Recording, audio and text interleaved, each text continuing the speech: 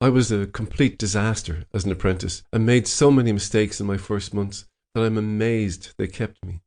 In fairness to myself, most of the blunders involved the dreadful noise from the projectors and the confusion that caused me.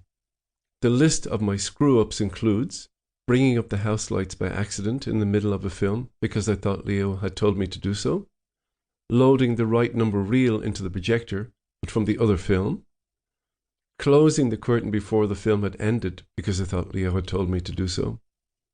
The real changeover from one projector to the other was, for me, heart-stopping every time. Typically, I would be at the projector with the reel coming to an end. Then the first small white circular mark would come up in the top right corner of the screen, and that would be the cue to start the other projector.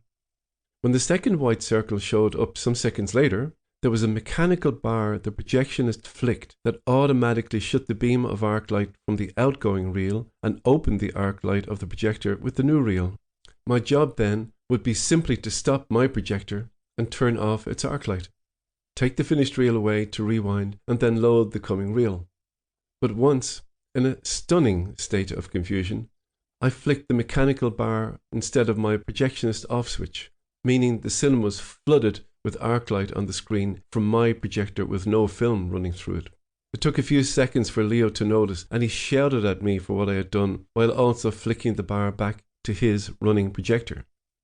But I had meanwhile misheard him and seen my mistake and flicked the mechanical bar back to arc light on the screen. Okay, then back to Leo's projector, and the film continued for the blinded audience. But I seemed to make up for my failings by being generally diligent and being reasonable company. I don't think I ever missed a day.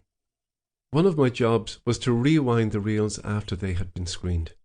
Doing this required rewinding with my right hand while having the film run through the index finger and thumb of my left hand. This was to check for any damage to the film sprockets. As a result, I soon had dark oil marks ingrained in my hand. Indeed, the oil on my hand and general projection room environment played havoc with my teenage acne. As I said, these prints had been around a lot before they reached us or were being screened again by us, so there would be splices and damage. It was no light decision to put a new splice in a film, certainly not one for the likes of me, and when the operation was decided upon, I was shown by Harry or Leo the precise steps using blade and glue and splicer, setting the two sides of film down with an overlap of one sprocket to form the splice. It was a great honour when I was finally allowed to start doing splices, but I never reached the rank of deciding when to make one. One of Leo's duties as chief projectionist was to maintain his record of the condition of the film prints that were constantly in traffic to and from the distribution centre in, if I recall rightly, Abbey Street. This was back in the day when the business regulated itself in such a way that new films were only screened in the city centre cinemas and were not allowed out to the wilds of the suburbs until perhaps months later. Equally, Albert might very well choose a film, a second feature on Monday to Wednesday for instance, that could be a decade or even decades old. These prints had done a lot of mileage through projection gates.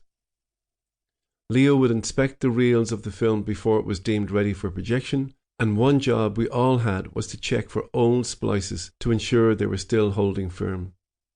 Unless something was really wrong, Leo's report would state OSP, oily, scratched and pulled. In film, the sound going through the optical reader is some 20 frames ahead of the picture frame being shown. This led to one wonderful event that may or may not have been the in-joke of a projectionist where the film had been previously screened.